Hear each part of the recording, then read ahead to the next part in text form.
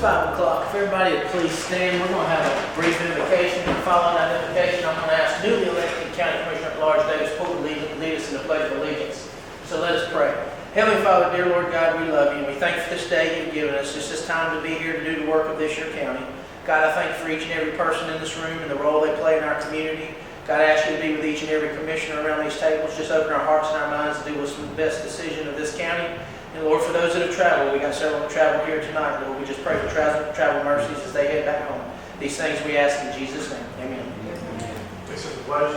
I pledge allegiance to the flag of the United States of America and to the republic for which it stands, one nation, under God, indivisible, with liberty and justice for all.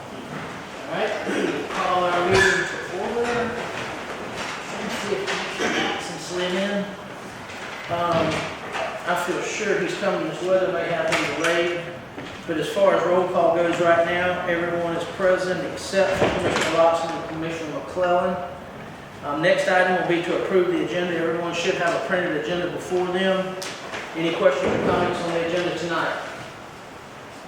Okay, hearing none, this might offer a motion on the agenda. I make a motion to approve tonight's agenda as presented. Motion to approve by Commissioner Kowalski. Is there a second? Second. Seconded by Commissioner Harrell. Any further discussion? All those in favor, please say aye. Motion opposed. Chair votes yes. Motion carries. Here's Mr. Lotson. That's why we counted him present. Commissioner, all we've done is agenda. So we'll move into next approved minutes. We have 3 sets of minutes. We have a June 13th work session, a June 14th regular meeting, and a June 30th special call meeting. Hopefully everyone's had an opportunity to review the minutes. Is there any discussion on the minutes tonight? Okay, hearing none, somebody offer a motion on those 3 sets of minutes. I make a motion that we approve the June 13th work session, the June 14th regular meeting, and the June 30th special call meeting. Motion to approve by Commissioner Kowalski. Is there a second? Second. Seconded by Commissioner Lawson. Any further discussion? All those in favor, please say aye. Opposed? Motion carries unanimously. Next is visitor presentations. There are none, so we'll move right into our public hearing. Our public hearing will be to receive comments from the public on the McIntosh County Solid Waste Management Plan. Mr. Manager, you want to start, Mr. Poore? I'll let Mr. Ford take it, and then we'll open the floor to public comment. Okay.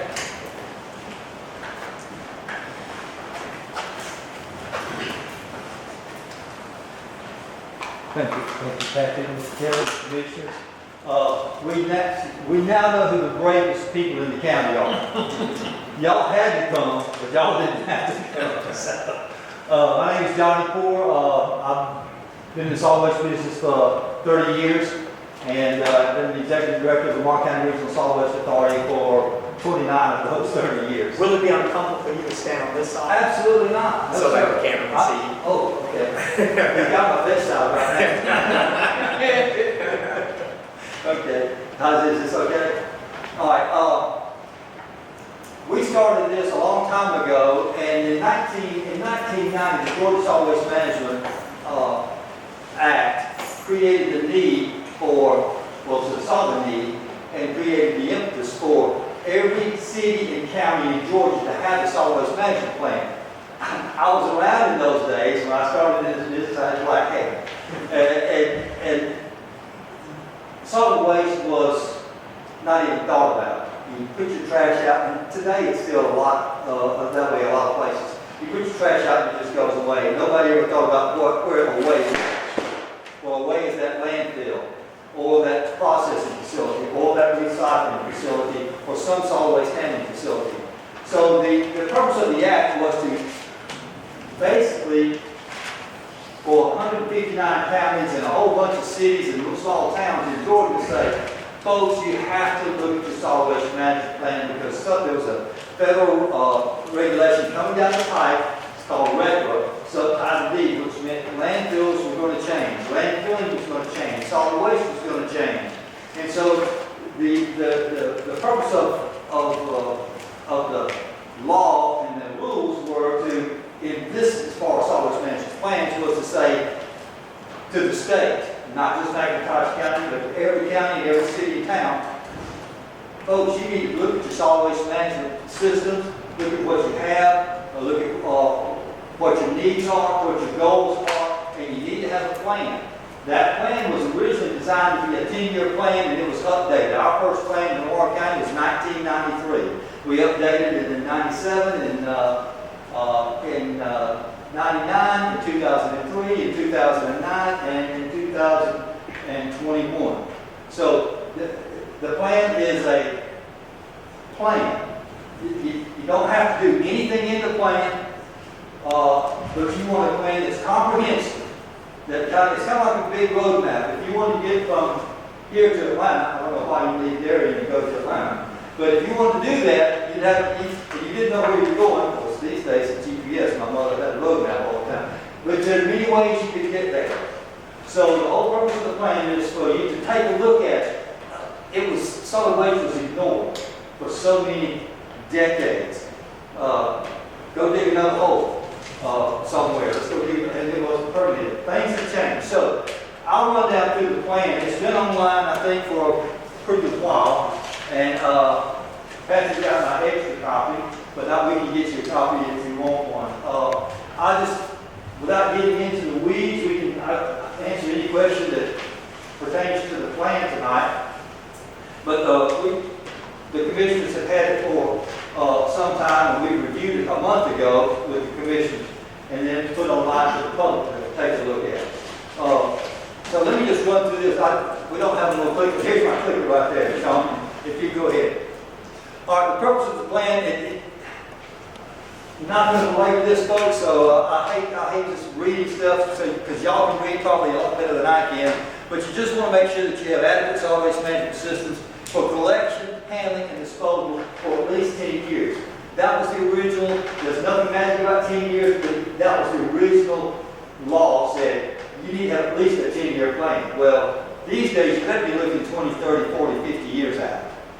Also, the purpose of the plan is to identify the size and the types of solid waste handling facilities. People didn't even know. What are the facilities within the county, within the city of Darien or in McIntosh County? The third, to identify the land areas within the McIntosh County which are unsuitable for solid waste handling facilities. That is really, that's section 6, and we'll get to that in a second. Very important, because if somebody wants to come in and put a landfill or a C&D or an MSW landfill or any kind of landfill, solid waste handling facility, this county needs to already have said where you can put it, where it's not suitable.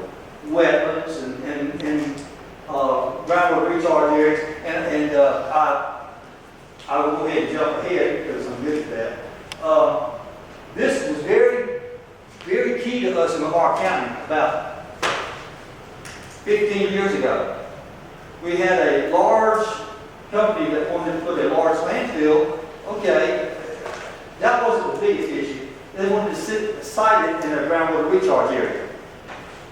And y'all are even obviously a higher water table than we are. But that's, our plan said, no, you cannot cite any landfill because we copied the state law. And so it was important that our plan said, no, you can't cite one in a groundwater recharge area. So that seems like a minor thing to identify the land areas within the county which are unsuitable. And you notice it says the solid waste handling facility. Your plan, a solid waste handling facility is not just a landfill. It could be a recycling facility. It could be a waste to energy. It could be any type of collective transfer station. So you don't want to just think, a lot of people say solid waste handling facility, they think landfill. No, it goes really beyond that. The fourth item up there is to plan and provide for waste reduction efforts. Key thing for the state. Give you a little side trip to 1996. Well, I sound old.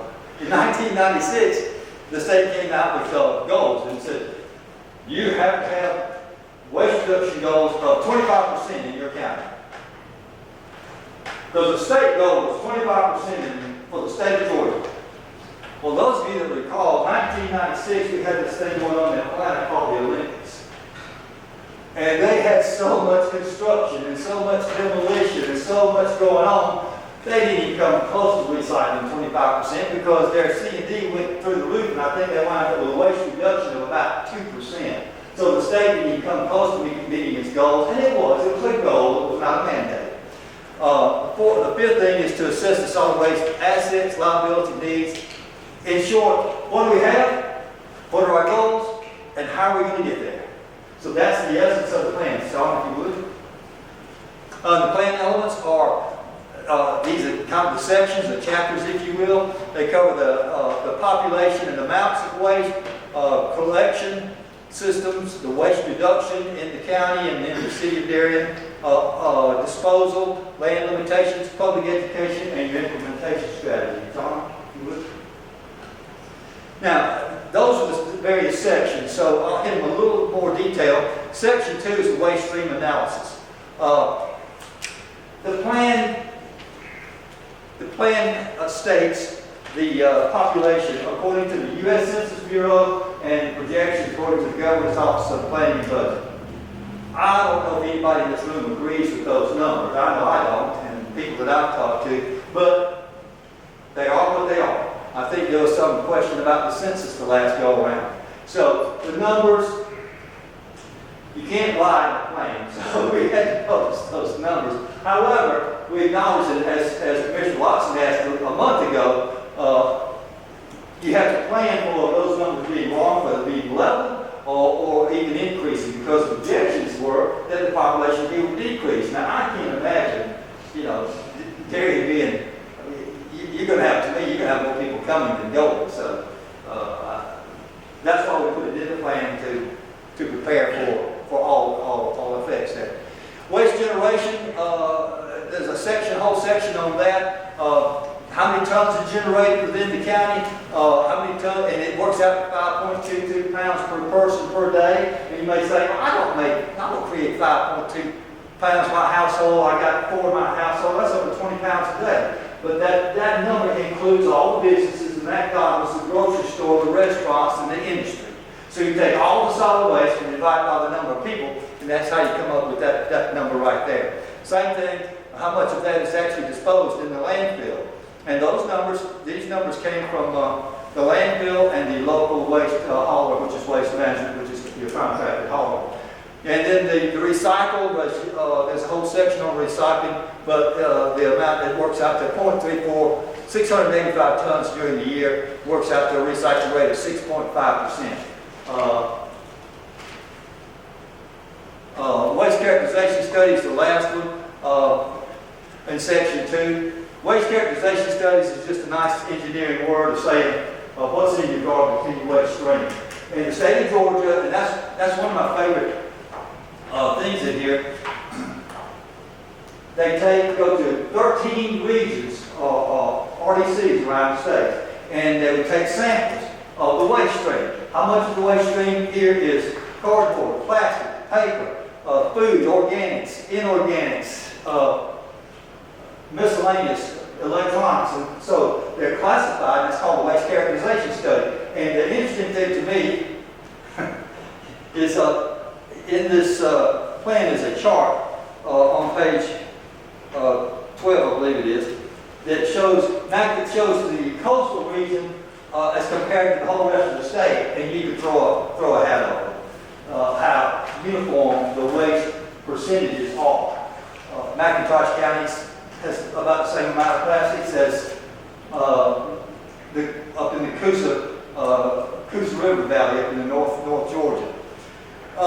Section 3 is waste collection. It is analysis of what we have and in a waste collection there is an overall contract that the comprehensive contract with Waste Management is the current hauler. It's been in place since I think 2016.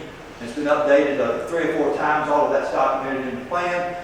They collect not only the city and the county, but also the recycling, and it gives you the details on your collection system. And just a side on that, your collection system is as good as I think it can be.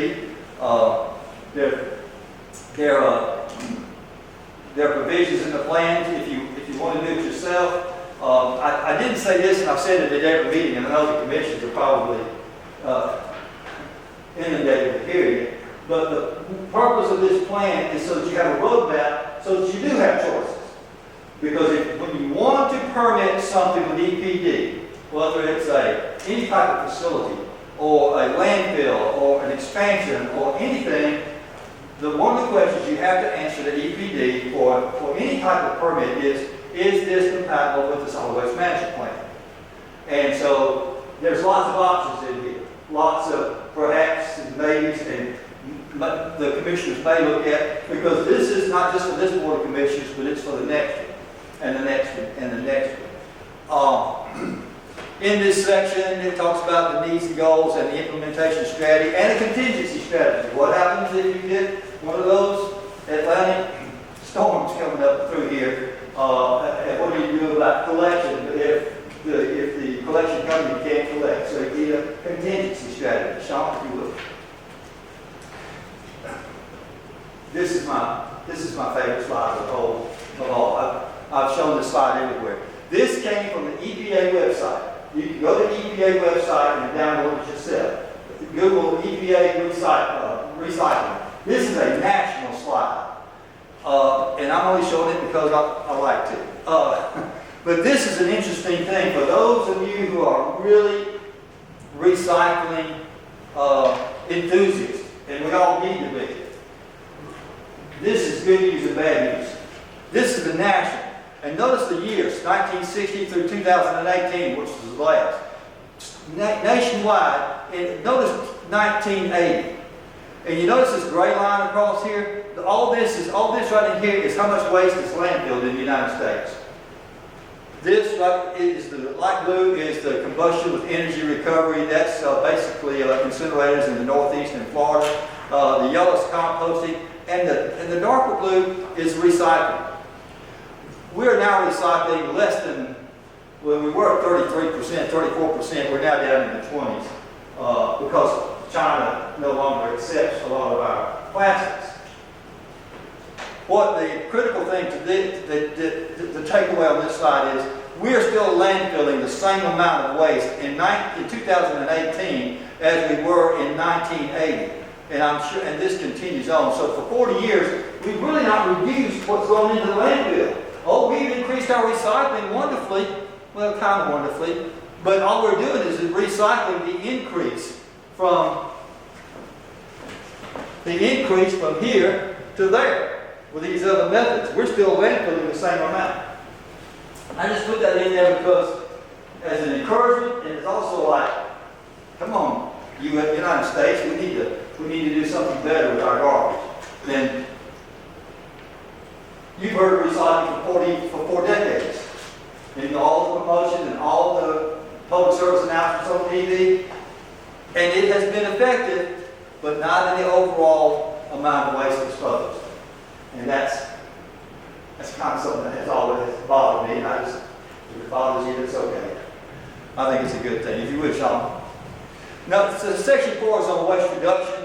And it covers the recycling and efforts and the waste reduction within the county and the city of Darien, and other options to reduce waste. Waste reduction is not just recycling. Just that chart proves that recycling, we spent money on it, we talked about it, we've had education programs in schools, and we've had efforts and trash cans and recycle, and we're still not reducing enough for the landfill. That's my sermon. Thermal conversion, other reduction and utilizations.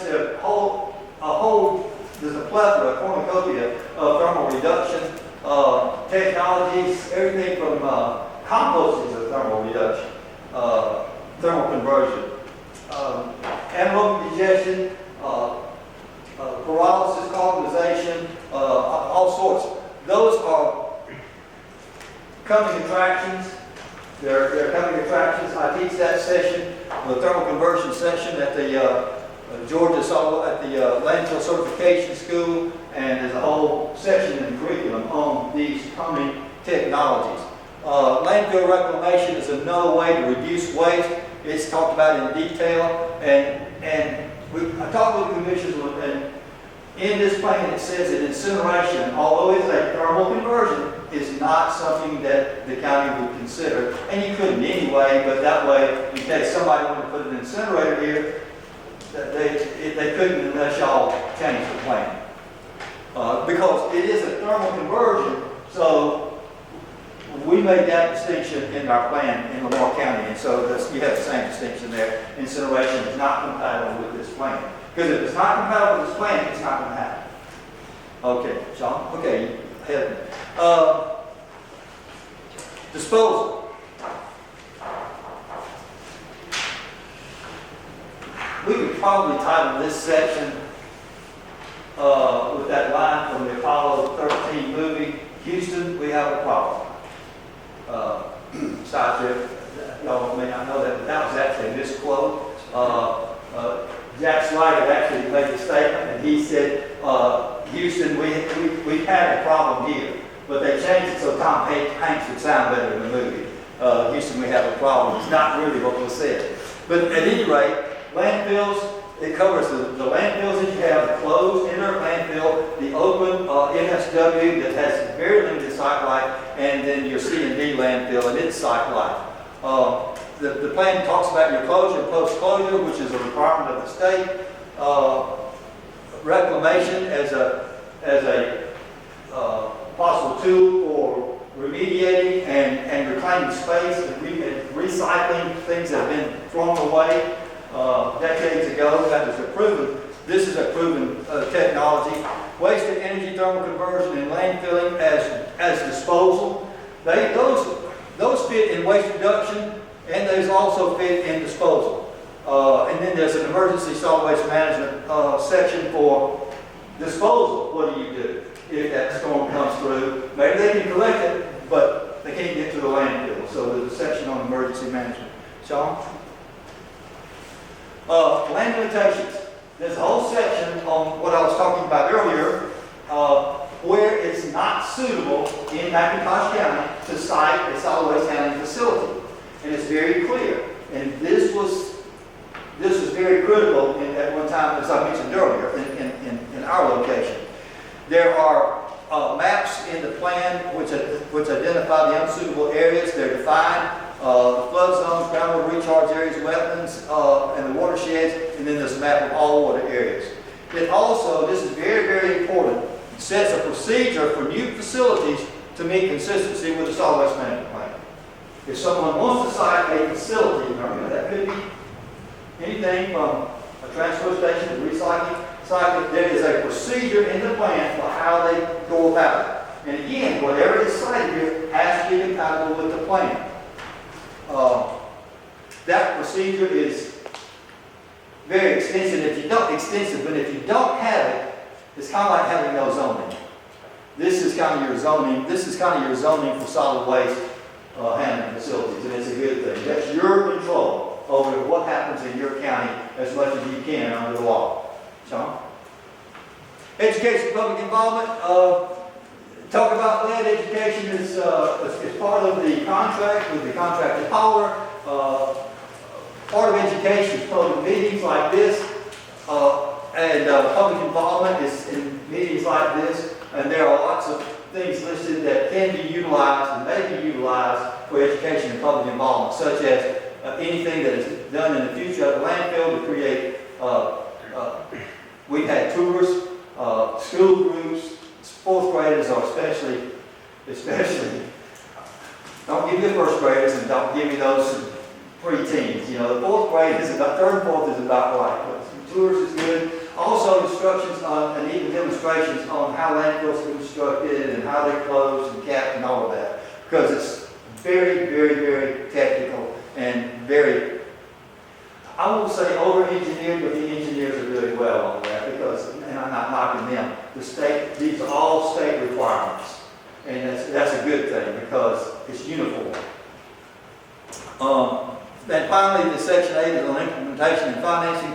There's a whole list of potential solutions, of strategies, and funding mechanisms.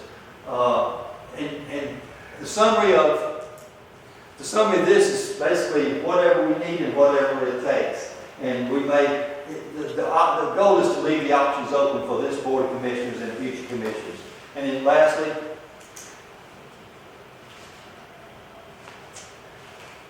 the McIntosh County Solid Waste Management Plan is intended to be an informational and planning and management instrument. And that's what it's about, planning and management. And it's an instrument for the public. And it may be amended from time to time. I think this is important and should remain flexible and sensitive to changes in the public, in the solid waste industry, because there are changes. That's a more detailed summary than I gave in the past, but Mr. Chairman, I can go into answer questions or whatever you'd like at this point. I have a couple questions, Yes. and then we'll definitely let the commission ask some questions. Sure. If there's anybody in the public have any questions, we'll open the floor to the public. But talk to us about like the post-closure time frame / cost, just briefly if you can. Okay, when you have what's called the D&O plan, every landfill has a design and operation plan. It's called the D&O plan. It covers the details of everything from who's in charge and what equipment you have and how the cover is handled, but it also covers the closure and post-closure. Those, when you close a landfill, and I'm not exactly sure of what parts, so Mr. Chairman, if you'll guide me in my answer. The costs are determined by engineering, experience, and have to be approved by the state of And Georgia. I'm definitely talking about MSW, okay? Right. But the costs are all preset in the plan. So that, what they do is they say, okay, for 30 years, you have to monitor the site after it's closed. Now, there's closure and then there's post-closure. Closure is actually capping the landfill and making it's done. And that is one cost. And then the post-closure is the estimated cost for the next 30 years. Now, those costs are set in today's dollars, but they're increased by CPI that is established by Georgia EPD every year. They send out for financial assurance, they send out a notice and say this year, well, I don't know what it'll be next year, but your CPI is 2.1%. So you take your costs and you add 2.1% to it. So that's determined by the state. The cost is determined by the state with engineering. And those costs include what you do for 30 years. We're going to have to still monitor the wells, the groundwater wells, still monitor methane. You got to make sure that, it sounds small, but make sure the grass is growing, because when you get bare spots, they will fuss about that. And make sure it's mowed, and you have to inspect, and you have to clean out the silt line. So all of those are listed on that plan with costs in today's dollars, and those costs are increased annually. So the closure cost is determined by how many square feet of cap you have to have, and how many cubic yards of dirt, how many cubic yards of clay, the membrane, the topsoil, the grassing, the fertilizer. All of those costs are figured into the closure, and then the cost of maintaining that. And it sounds like, okay, maintaining that, well, it's not insignificant. And so you take that and multiply it by 30 years. Now, you want the bad news? Sure. Yeah, that was bad enough, right? Yes, ma'am. Can I interject one question? Yes, ma'am. In this plan, I believe for post, it mentions the figure of 4.181, That's right. something along those lines. Okay, that is combined post-closure and Yes, post-closure. ma'am. Yes, it is.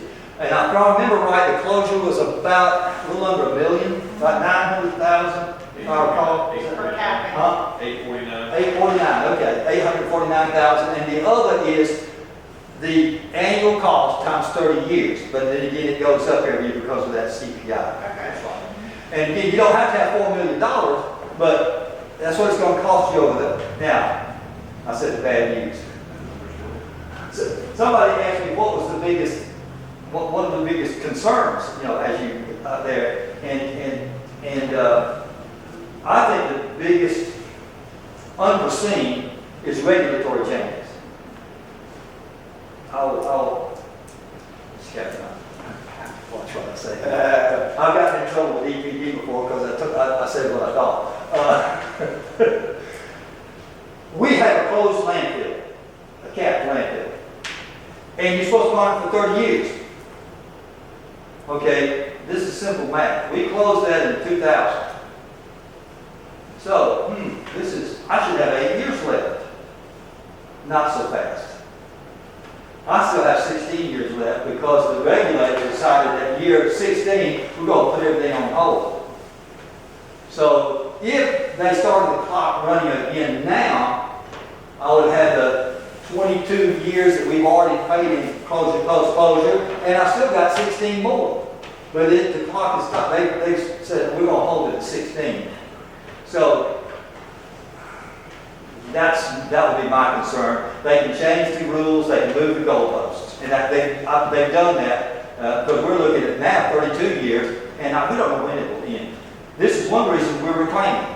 That's one way I can end it. Is by take the garbage out and move it and reclaim the whole site. I like having as much control as we have of our own solid waste destiny. And that may sound high and mighty, but if you don't control your own solid waste destiny, somebody else will. And that's probably the most important thing I said tonight. Well, yes, sir. Of the varying options, are there any state or federal funds that will assist in paying some of the options, the cost of some of the options? One of them, yes, sir. There's a fund called the HSI fund. It's called Super Fund. The good news is it's not funded by taxpayer dollars. Every landfill pays. I send that every year. I call it extortion check. On my last check, I'm gonna write extortion on that. You send it to the state, it goes into the Super Fund. So every landfill pays 75 cents a ton into the Super Fund. And so you're eligible for up to $2 million if you reclaim. Well, you're eligible for up to $2 million for any remediation that you do on the site. Now, every other site in the state of Georgia, until we started reclaiming in 2001. So we've been doing it 21 years. Every other site in the state of Georgia, they take a little bit of that money and it will pay for some monitoring wells. So it may pay for certain things it pays for, but we went after the whole shebang. So there's some limits on it. It's capped at $2 million. There are efforts around the state now with not only our county, but some others that are working to get that cap increased because it's not taxpayer money. This is landfills. You say, well, it's indirect. That's public and private landfills pay into it. So this is one of the ways a private landfill can get your hand in the public landfill's pocket. Because yes, you can, and that's all for that $2 million is only if it's used for remediation, and not just reclamation, but any kind of remediation. Any other questions from the commission? Any questions from the public or anybody? Kathleen? I'd like to make, not a comment, I'd like for Patrick or you to answer this or address this. Famous book that I like to read said, "Let another man boast of you." So could you tell us why we have Johnny here versus somebody else? Because he's the best there is. He's had the same problems that we have, so we figured not to reinvent the wheel, hire somebody that's been to it, can tell us where he's made a wrong turn and all that good stuff. He's the best there is in what we think our way down this road is going to be. I can tell anybody in here to Google him, and there's some stuff on YouTube and some seminars and talks that he's done nationwide to national audiences where he knocked it out of the park tonight, but he knocks it out of the park there. He's got a national audience. He knows trash. No, I need to sit down. I don't have that up. Commissioner Watson, that was a wonderful softball. Thank you. But just for the public's benefit, if I might take just a couple more minutes. You're where we were 20 some odd years ago. We had a landfill that was running out of space. It was unlined. It had some environmental issues that needed to be corrected, and we needed space and we needed time. And what we decided was that again, we wanted to control our own solid waste destiny. And the only way for us to do that was to stay in the solid waste business and increase our capacity. And we had to make money to pay for all these things because our landfill has not had a taxpayer dollar since 1993. So it's a user fee base. So how can you make it work as a business, not be a burden to the taxpayers, fix the problems, provide for more space, because if you have an environmental problem, our landfill, you close it, it doesn't go away. And in 30 years, you can't bank on 30 years.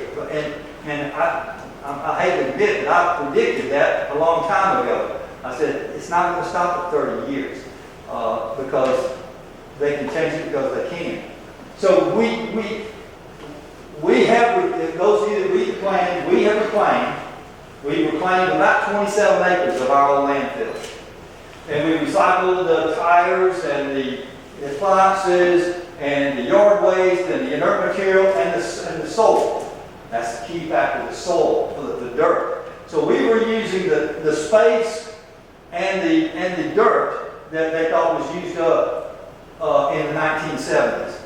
And I'll be glad to tell anybody about it, but I want the public to know that we've done it and you can do it. Again, I had very dark hair when I started, and it's been a journey. It's not easy. It's not easy. You have some difficulties. Usually we have a problem. But that's why this allows you to take different and varying and different actions. But I appreciate that. I'll be glad to show you mine. Just because we'll finish tonight, everybody has my phone number and I'm available. So you feel free to call me and call on me. The commissioners have been up on our site. So we totally renovated the landfill. We have a new subtitle D landfill that we put in 1998. We were reclaiming the old landfill. We reclaimed about 25 to 27 acres. And we're down to about 10 acres to reclaim right now.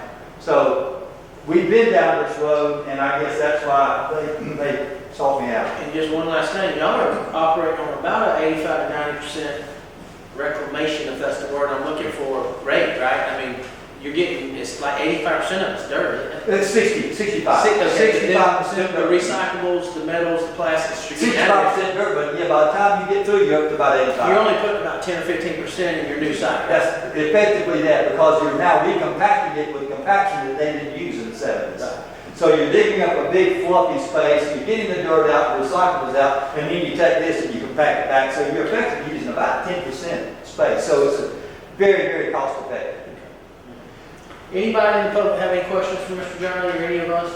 Just like to make a comment. I would appreciate our county manager that when we looked at this, the problem that we had in our landfill, that he researched and got us the best there is to resolve the problems that we have.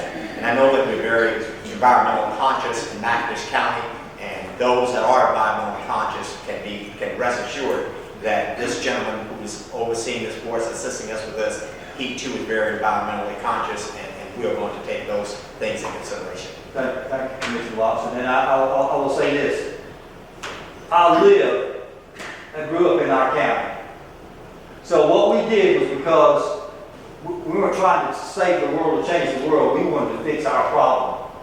And what we've done it in my front yard and my backyard. So that's, I hope that adds to the validity. I just want to encourage you. One final thing. Where you're about to go is difficult. And it's going to take everybody. It's going to take the commissioners and wonderful staff. Y'all got a great staff, and the public. And I teach a couple of courses, and if you will, I like to share one story. I remember facts and figures, but I really remember stories. You know, especially the preacher has a good, which is not all the time. But I don't know if any of you ever heard of Florence Chadwick. Usually they have. Florence Chadwick. She determined that she wanted to swim the English Channel. And she set out to do that. And she knew it was going to be tough, and she trained and she trained and she trained and she worked so hard, and she got out there for a attempt, and she got in the water, and the water was freezing cold, and then the waves got up, and the currents got heavy, and the cramps started, and she was swimming and swimming. She had the boat beside her team, and they were encouraging, and she swam her heart out, and then the fog comes in. The fog of what she was trying to do came in, and she finally the cramps, she just said, pull me in the boat. And they pulled her in the boat and rowed a few hundred yards and there was the shore. She couldn't see it because of the fog. Florence Chadwick didn't give up. She went back to train, but this time she trained up and down off the coast of the shore where she was going to land. And she burned that image in her mind. And so that when the next time, when the waves got high and the currents were strong and her muscles were cramping and the fog set in, she could still see her goal. And that's my encouragement for everyone in this room and those that aren't even here. Keep your goals ever before you. So that when the fog sets in and the cramps are there and the currents are strong and the waves are high, you still know and you will get to your goal. And Florence Chadwick was the first woman to ever swim the English Channel both ways. Thank y'all so much. I've enjoyed working with y'all, and I'm ready to help you any way I can. Thank you. Thank y'all. All right, so we're going to close our public hearing, being there was no more comments or questions. And we will move into new business. The first item on the new business is consider resolution 2022-12, adopting the McIntosh County Solid Waste Management Plan. This is an action item. Does the manager want to say anything at this point? The only thing that I'll add is that this resolution states that we have been through all the legal requirements to adopt the solid waste plan as far as all the advertisements and public hearings. And then other than that, it just adopts this plan. Okay, so we had last month, we've had this month, had a wonderful presentation from Mr. Johnson. Would somebody like to offer a motion on resolution 2022-12? I make the motion that we adopt resolution 2022-12, adopting the McIntosh County Solid Waste Management Plan. Motion to adopt the resolution by Commissioner Lotson. Is there a second? Second by Commissioner Harrell. Any further discussion? All those in favor, please say aye. Opposed? Motion carries unanimously. Number two, consider resolution 2022-13, approving the distribution of local option sales tax proceeds. There was some discussion on this last night. Mr. Manager, you want to hit that? Yes, sir. Loss renegotiations happen every 10 years between counties and only qualified municipalities within each county. Loss does stand for local option sales tax, which is a 1% sales tax designated to help roll back millage rates. Loss was originally passed by the state legislature in 1975. It was amended in 1979 to allow cities to receive some of that funding, and then it's also been amended several times over the last several years. Our renegotiation process began on June 14th when the chairman sent a letter to the mayor requesting a meeting between the two entities. That meeting was held on June 30th. Once that meeting is held, we have 60 days to come to an agreement, or we enter into non-binding arbitration or mediation. Staff has reached an agreement, and resolution 2022-13 states that the county will receive 75% of that funding, and the city of Darien will receive the remaining 25%, which is where we are currently. And this is an existing tax. It's nothing new. Just renegotiation of that existing tax. Any questions or comments from the commission? All right, here now, would somebody like to offer a motion on resolution 2022-13? I'll make a motion that we approve resolution 2022-13. Motion to approve by Commissioner Carlwack. Is there a second? Second. Second by Commissioner Lawson. Any further discussion? All those in favor, please say aye. Opposed? Motion carries unanimously. Number three, under new business, consider application for rezoning 64.69 acres by Michael Hardy, located at 6574 Shelburne Bluff Road Northeast, further referred to as map and parcel number 0072F0101. The current zoning classification is AF, agricultural forestry, and the proposed zoning is CG, general commercial. This is an action item. Mr. Hardy was here last night at our workshop. Anything the manager want to add tonight? I'll just add on to what Mr. Hardy said. They would like to get this property rezoned to general commercial to make the property more marketable. They've had some people show interest in the property, but it didn't have the correct zoning.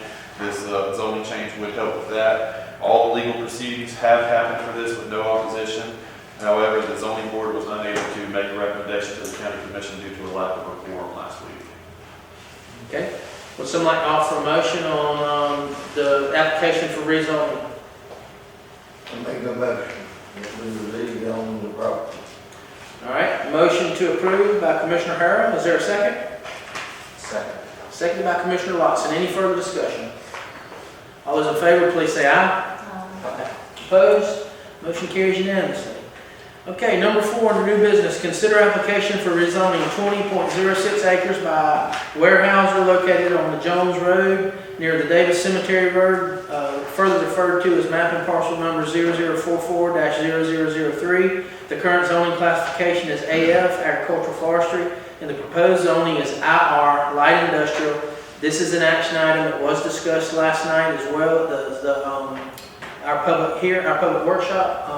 Mr. Manager? Yes, sir. The applicant would like to construct and operate a timber transfer station. What that entails is the logs will be cut off-site into a certain length. They'll go to this site, they'll be put into a storage container or a shipping container, and then from that site they'll go.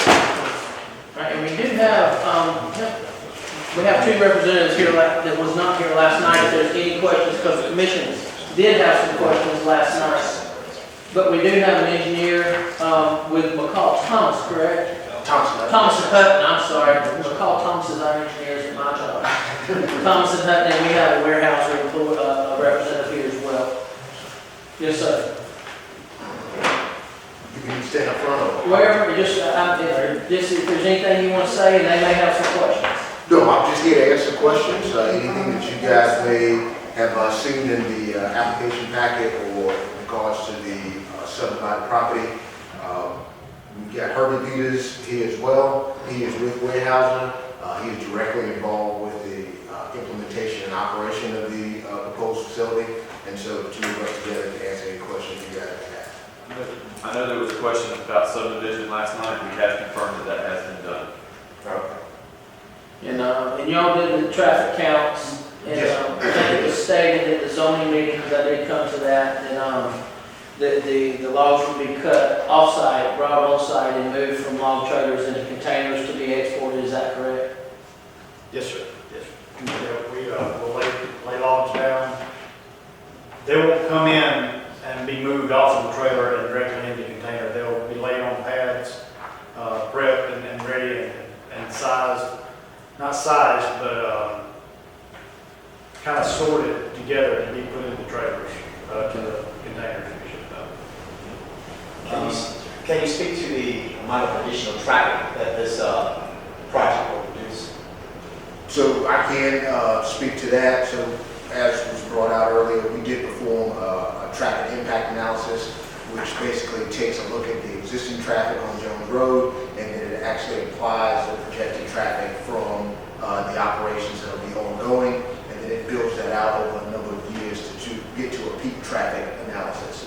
So there will be an increase in truck traffic for this facility. There's kind of no way around it. The additional trucks will be bringing logs into the facility, and then you will have trucks bringing containers into the facility empty. Then you will have trucks bringing loaded containers out, and then you will have empty log trucks leaving. So currently, the projected volume is about 12 trucks an hour, right? And for a 10-hour duration of operation for the facility, that equals about 120 trucks a day total for the site. And that would be at the maximum capacity. That's complete. It wouldn't be at startup. That's total. A couple things to keep in mind is that the existing Weyerhaeuser tract of 1,100 plus acres that is there now is currently being logged by Weyerhaeuser, so we have log trucks entering ingress and egress to the property currently, and so that obviously will be supplanted by having the trucks come in to actually drop the logs for the transfer, and then you will have the addition of the container trucks that will be coming in now as well. So. What is the time frame of the operations, and that when you bring, when you're unloading, how long are the stacks gonna sit there before they're hauled off? The ideal world would be to get them in and out as soon as possible to keep the logs from drying out or deteriorating, or we call it blue stain, that degrades the quality of logs. And as far as your transport time, you're just going to Savannah from that site? Yes, ma'am. Yeah, well, right now, it'll be Savannah. It'll be, that's our option for sending out containers via cargo ships. What about fire risk, and then also what is the threat entail? The prep will entail multiple different scenarios. are brought in, put on in containers and shipped out. The other would be what's considered like a batch treatment where we can't send logs normally. You can't send logs out overseas to export without them being guaranteed to be pest-free.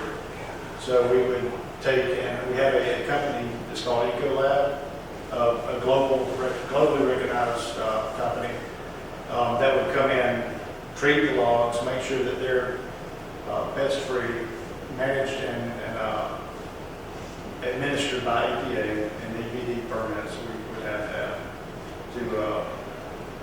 to make sure that we're guaranteeing a pest-free product.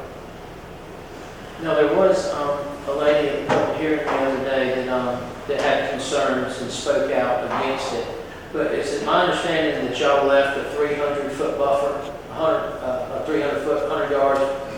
That is correct. So it's actually more than 300 feet that was left buffer from any residential property adjacent to the project site. So if we don't have anything to show it, but the actual subdivided property is internal to the 1,100 acres that Weyerhaeuser already owns. So on top of the buffer requirements that are in the light industrial zoning, there's also another buffer that Weyerhaeuser has applied from their operation facility to the subdivided property line. And then there's an additional buffer of the existing property that Weyerhaeuser owns that's just timberland between that subdivided boundary and then the closest residential property boundary. And then as was stated during the planning meeting, from that residential property line, the actual residence itself is even further within the property. So there's quite a bit of distance there, close to 400 feet to the actual subdivided property line. Now, when I heard the number, if I stated wrong, please correct me, roughly 100, 120 vehicles going up and down that road a day.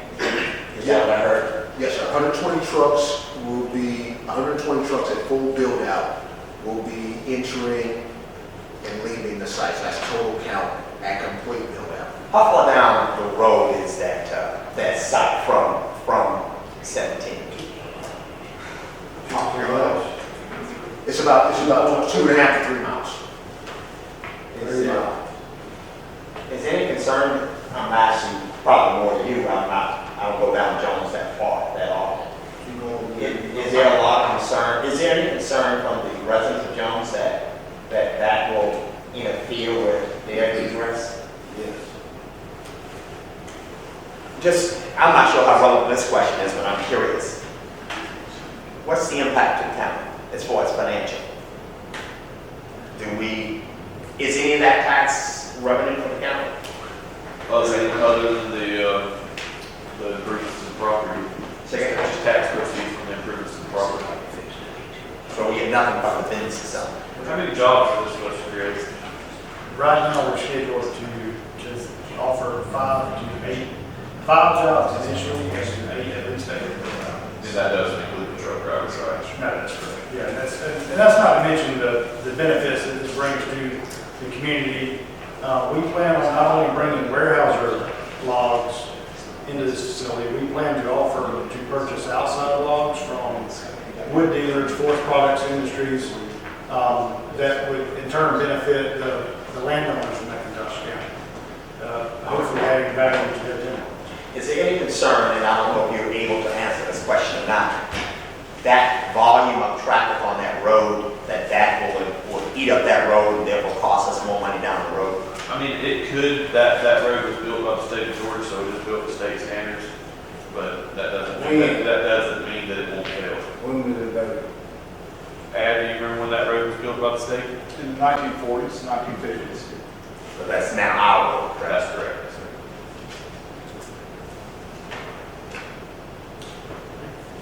Any other questions or comments? The only other thing that I'll add is just like the last item, it has gone through all the legal proceedings. It did have one opposition from somebody in the Jones community, and it did not provide a recommendation due to lack of form. Okay. All right, would someone like to offer a motion on application for rezoning 20.06 acres? I make a motion that we approve the 20.06 acres rezoning from agriculture forestry to light industrial. All right, we have a motion to approve. Is there a second?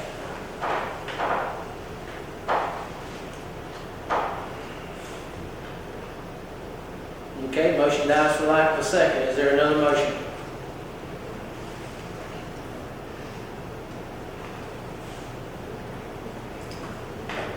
Guys, it's an action item. Somebody, we have to take action up or down. If it's denied today, what's the recourse for them? Do they have a second bite at the apple? The minimum of 6 months. Reapplies in 6 months. Minimum of 6 months. I will defer to the commissioner which district that resides. All right, it's an action item, so the floor is open for a motion. Make a motion, we deny. All right, we have a motion to deny. Is there a second? I second. All right, got a motion and a second to deny. All those in favor, please say aye. Aye. Opposed? All right, motion denied, 2-1, and the chair will go on record with having to support the approval of this.